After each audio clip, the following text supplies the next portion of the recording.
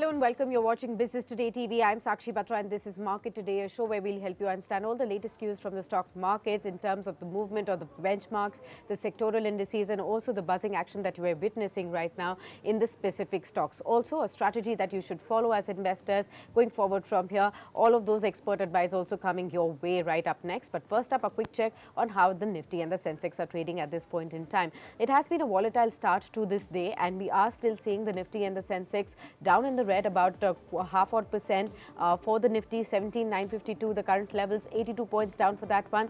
The Sensex is holding that 61,000 mark but is down about 270 odd points, about a half a percent gone for that one too. When we look at the broader market indices, they are also actually trending down today, with the mid caps facing a sharper blow, 0.7% of a cut right there, 224 points of a decline. The small caps are still down by about 0.3%. In terms of the other sectors, if you see, all the sectors of the Nifty 50 in fact are trading down today, especially losses which are being led by the realty pack that was showing some kind of bounce yesterday and day before as well. But we are seeing about all of those gains really get converted into losses today, 1.7% of a decline for that one. All the components of the Nifty bank, talk about the PSU banks, that's dragging 1.5%. Private banks are down by 1.2%. Financial services down by 1% as well. The pharma stocks are down by 0.8%. IT is also declining by 0.9%. All of them, in fact, are down in trade today. The advance decline ratio favoring the declines, 34 declines to 16 advances at this point. The stocks that are putting the maximum pressure on the index today, Adani Enterprises down 3.5%. Nestle is also down by 3%. So all of that gain of yesterday is being taken off the table. SBI Life, HDFC Life, IndusInd Bank, these are the other drags at this point in time when you talk about the Nifty 50 losers. When we also talk about the gainers, there are far and few between stocks that you can spot from various sectors. L&T, for example, is up by over 3%, so that stock is really doing very well. Ultratech Cement holding up 2%, BPCL, Hero Moto and ONGC, these are the stocks that are still holding up in an otherwise subdued kind of a trade. Time now to welcome our guest for the day. We are joined by Kranthi Bathini from WealthMills Securities. Joining right in, Kranthi, welcome to the show and thank you so much for taking the time out. First up, your thoughts on the kind of volatile move that we are seeing in the markets. Is that likely to continue for some more time, and what are the triggers that you're awaiting next for the markets then? Sakshi, if you see the market trend right now, what we are witnessing is every up move in the markets, okay, there is a some kind of profit booking that's taking place in the market. And also last few days, if you see the data, keenly analyze the data, the delivery volumes also coming down in the cash market. So one thing is clearly evident, there are some kind of new norms that brought in by SEBI in terms of the margins are concerned for the day traders. And also whenever investor want to invest in the markets, okay, whenever they transfer the money to the respective broker, it's taking time for them to enable the margins for these investors. So some kind of activity that has been impacting because of the regulatory reasons. We need to wait and watch how seamless it's going to be. And also the mood in the market is, for every up move, traders are they're trying to book some profits every up move. That's what we are witnessing in this market. That's where the consolidation phase is taking place right now. So Right. Put together, we are in a safe zone only right now. Nothing to worry. It's a part and parcel of the consolidation phase that takes place in the market. Right, absolutely. So what would you advise as strategy to investors at this point in time? With every day as a new day, we are not able to anticipate a clear direction in the markets right now. What is the best approach that one should have?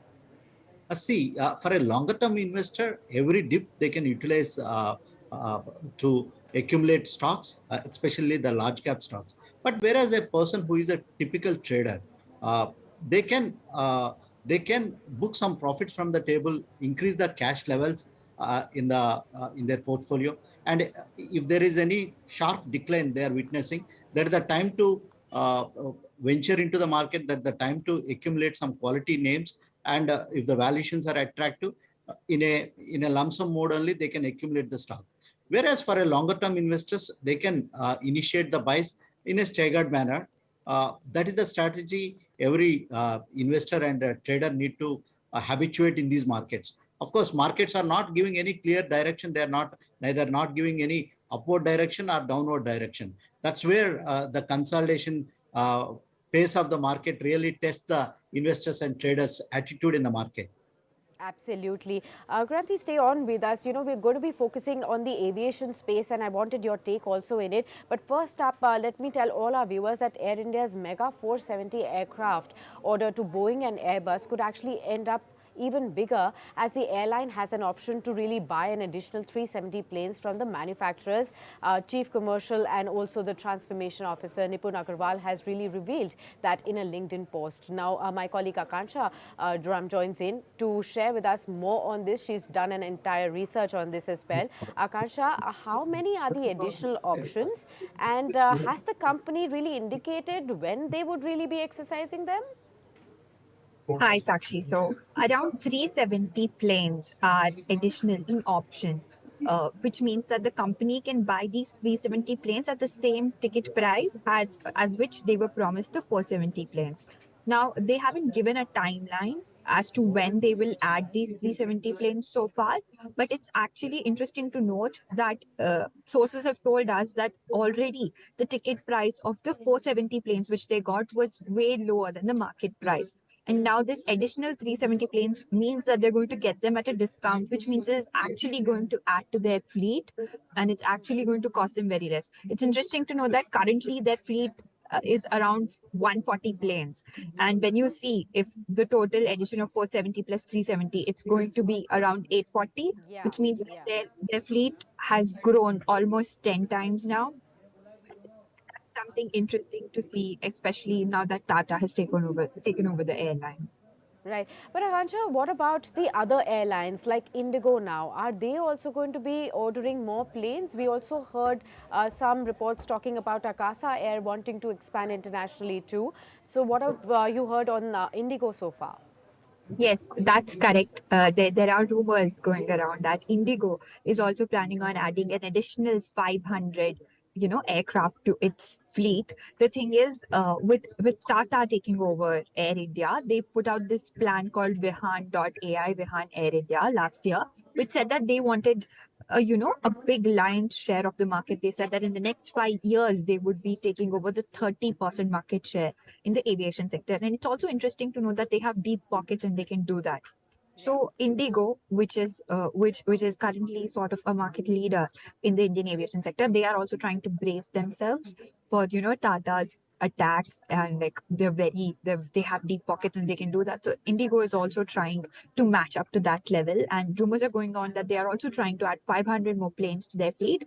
And like you saw yesterday, they had that block deal yesterday, which has brought in some ramifications in the stock market as well. So yeah, it's going to be a very interesting phase. It seems like the Indian aviation sector is gearing up now, and there are going to be newer players, and people are actually going to have better options as well, even for consumers. Hopefully so. Thanks a lot, Akansha, for that update with all our viewers. Let me just take it across to you, Kranthi, now to understand what have you made of the news flow so far. Of course, we are seeing, statements flowing in that everybody was talking about this 470 order as a big deal, in terms of that Air India's own plan and the Maharaja's own plan to regain the lost throne that they have. And of course, looking at an increasing play that even Indian airlines would actually be looking at globally to play going forward from here as well. But how have you really understood this? And what Akansha's information is, if it goes up to 840, that could be an even bigger deal. What would it mean for the entire aviation sector in India? Yes, actually, you truly made a statement. The Maharaja is shining. Of course, Maharaja, last couple of days, Air India, Maharaja is becoming an emperor in the global skies. That's what we can clearly see the statements coming from President Joe Biden and all on this order. It is a landmark in the India's aviation history. Now coming to the point, Sakshi, of course, as Akansha mentioned that different other airlines also placing their order. They want to increase the fleet. We are going to witness the heightened activity. It shows the growth of the India's aviation story, and also there are multiple companies that are going to take advantage of the entire move. First and foremost is the engines for all these aviation fleet. It's going to coming from General Electric, uh, Pratt and Whitney, and Safran. So there are already different companies in India like PTC Industries. They already just a couple of days back entered into a agreement to supply some kind of raw material and different inputs for their engines to Safran. And also we have seen some kind of companies in the Bangalore Aviation Show entering into different kind of agreements to supply different kind of civil aviation parts to the global Right. global companies. So we can see companies like Garden Reach. Yesterday, they come up with an agreement entering into different aviation companies to supply some kind of raw material and different spares to the companies. So there is a whole lot of theme is emerging right now. HL is the stock. Yesterday also Sure. we discussed on your show. The stock went up by 10% in during yesterday's trade. So these Yeah. are the stocks that are going to prima facie taking the advantage. We need to see whole lot of things that are going to emerge over a period of time.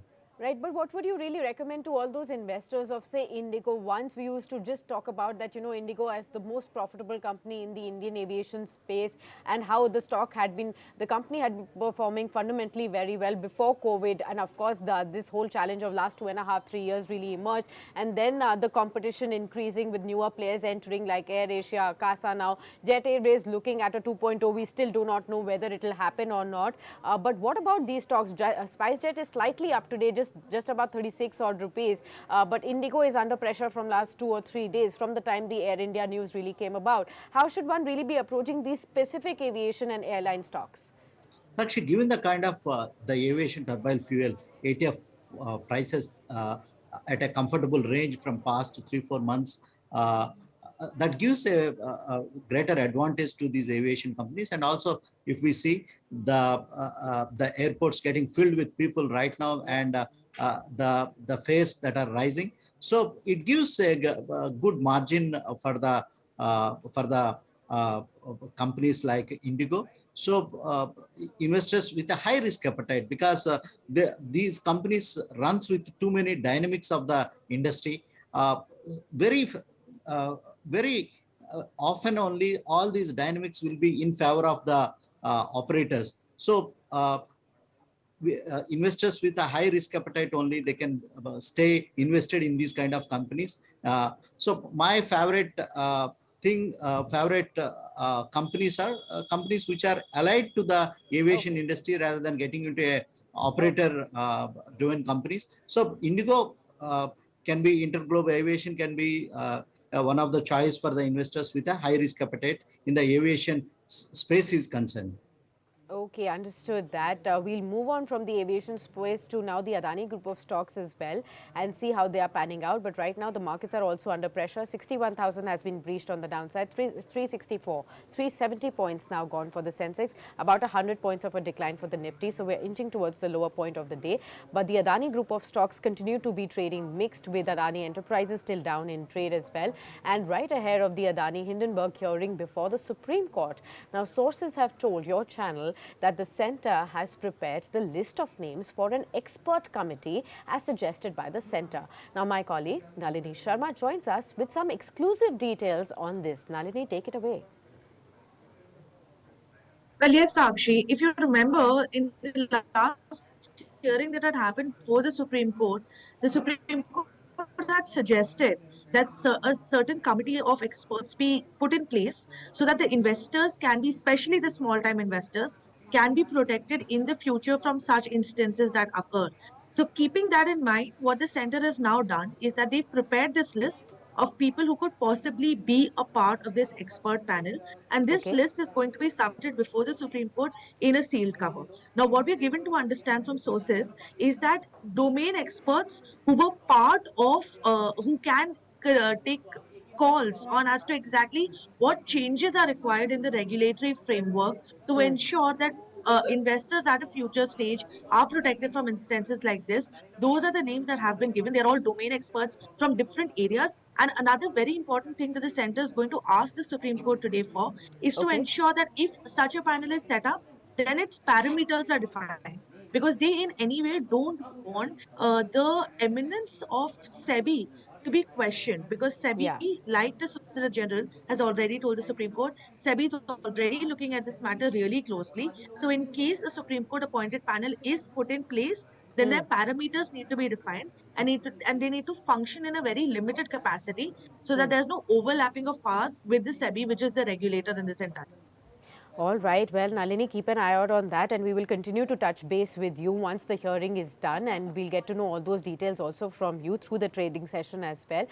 Meanwhile, if we just look at how the Adani group of stocks are trading at this point in time, most of them are under pressure even as we speak right now. Adani Enterprises, for example, is down by 4%. It's trading at the lower point of the day, 1724. So for the last 2 or 3 trading sessions when we had seen that bounce, that's been taken off. Again, Adani Ports is down by half odd percent, again trading at the lower point of the day. Look at an Adani Transmission. The power is still up. You know, some of the stocks are actually hovering up. And of course, look at the kind of deals that they have been doing with and all those news flows coming about. It's a mixed reaction that you're seeing on the street as far as some of those stocks are concerned. But again, most of them are also locked in that lower circuit that have been under pressure as well. Mr. Bathini, what do you make of the statements and, Nalini, the information that has been shared with her? Of course, we are seeing jurisdiction getting active on this case as well, and the way things will pan out and what can one really expect to do in the meanwhile with all those stocks and the positions that one really has with the Adani group of stocks. Sakshi, it seems to be for Adani's group stocks are concerned. One day there is a positive news is coming, the other day some kind of negative news is coming, and the stocks are tend to behave with respect to these positives and negative news right now. What an investor need to do because of a whole lot of news that have been flooding of Adani group companies, one need to those investors who are sitting on the profit and who don't like that volatility. Okay, they can book some profits from the table, but the fresh investors are concerned, uh, just wait for the opportunities. There are some value buys in the group like Adani Ports, Ambuja Cements, and also with a high risk appetite investors, that what we discussed about the aviation sector and Adani Enterprises, Adani airports. They maintain the whole the largest airports, number of airports in India. So there are some value plays in these macroeconomic dynamics of India is concerned. So with high risk appetite investors who want to looking for a longer term basis, okay, they can look for the companies like Adani Ports and Adani Enterprises is for the high risk appetite investors and traders who have a deep pocket, who want to take extreme risk. They can look into these kind of names in the entire Adani space is concerned. And what we are listening to the news from the commentary of the management also, they're going to clear the debts over a period of time, but we need to see whether it will have the impact on their, what kind of impact it will have on their expansion plans. We need to see in the next coming weeks how the things are going to emerge over a period of time. Absolutely understand that as well. Well, thank you so much, Mr. Bathini, for being with us and discussing with us all those insights from various pockets that have been buzzing in trade today. Markets overall still subdued in trade, 370 points gone there, trading at the low point of the day. About 0.6% of a cut is what you can really spot, and it's a broad-based sell-off that you're seeing. You know, it's the broader markets, it's all the sectors, but will this scenario really change in the last 1.5 hours of trade is something that we'll keep an eye out on, and for that, you should stick with us on Business Today TV to catch all the updates and buzzing action on the day straight. Be with us. Don't forget to subscribe to this channel and also stick with us via our other social media platforms, Facebook, Twitter, LinkedIn and Instagram, where you continue to get all the buzzing news from the world of stock markets. Many thanks for tuning in for now.